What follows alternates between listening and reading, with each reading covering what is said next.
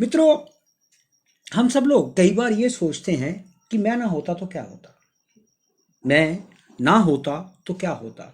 तो इस पे एक छोटी सी कहानी की। अशोक वाटिका में जिस वक्त राक्षस रावण क्रोध से भरकर तलवार लेकर मां सीता को मारने के लिए दौड़ा, तब हनुमान जी को लगा कि उसकी तलवार छीनकर उसका सर काट देना चाहिए। वो इसके लिए आगे बढ़ते उसी क्षण उन्होंने देखा कि मंदोदरी ने रावण का हाथ पकड़ लिया। मंदोदरी ने रावण का हाथ पकड़ लिया और ये देखकर वो गदगद हो गए, वो प्रसन्न हो गए और वो सोचने लगे कि यदि मैं आगे बढ़ता तो मुझे भ्रम होता कि यदि मैं ना होता तो सीता जी को कौन बचाता।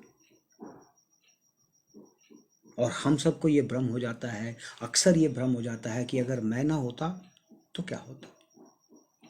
परंतु ये क्या हुआ, सीता जी को बचाने के लिए प्रभु ने रावण की पत्नी को, रावण की ही पत्नी को उसको बचाने के लिए सौंप दिया। तब हनुमान समझ गए कि प्रभु जिससे जो कार्य लेना चाहता है वह उससे ले लेते हैं। आगे चलकर जब उन्हें ये पता चला, त्रिजटा ने जब कहा कि लंका में एक बानर आया है और वो लंका को जलाएगा, ऐसा उसने सपने में देखा। त्रिजटा ने लंका में बंदर आया है और वो लंका को जलाएगा, ऐसा उसने सपने में देखा। तो हनुमान जी बड़ी चिंता में पड़ गए।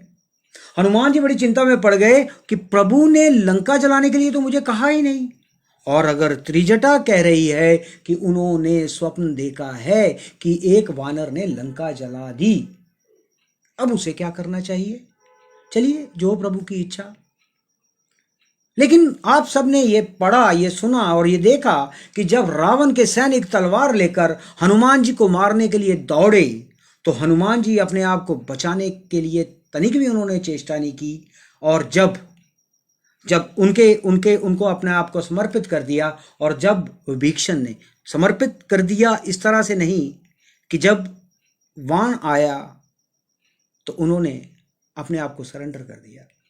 और जब विभीषण ने आकर ये कहा कि दूत को मारना अनीति है, तो हनुमान समझ गए कि मुझे बचाने के लिए प्रभु ने उपाय कर रखा है।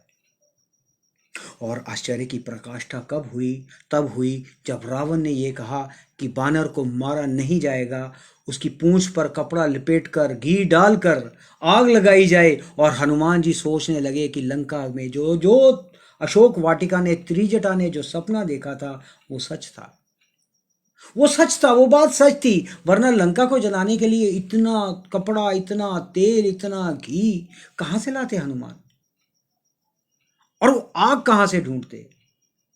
पर यह प्रबंधन सब रावण ने खुद कर दिया।